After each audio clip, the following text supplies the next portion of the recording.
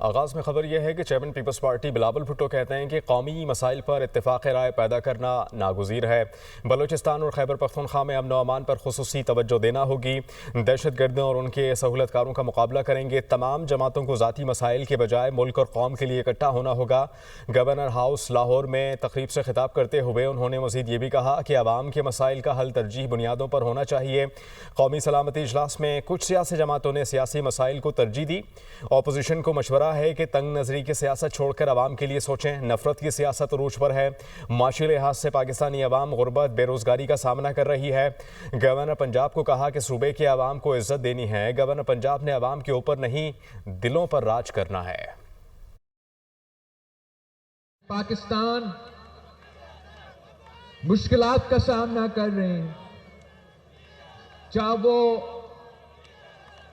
دہشت گردی کی صورت میں نفرت کی جو سیاست عروج پر ہے، اور ساتھ ساتھ جو معاشی لحاظ سے پاکستان کے عوام غربت اور بے روزگاری کا مقابلہ کر رہے ہیں۔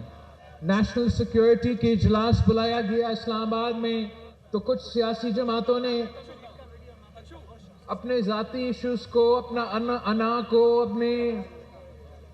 اپنے ذاتی سیاسی مسائل کو ترجیح دیتے ہوئے اس میٹنگ میں حصہ نہیں لیا۔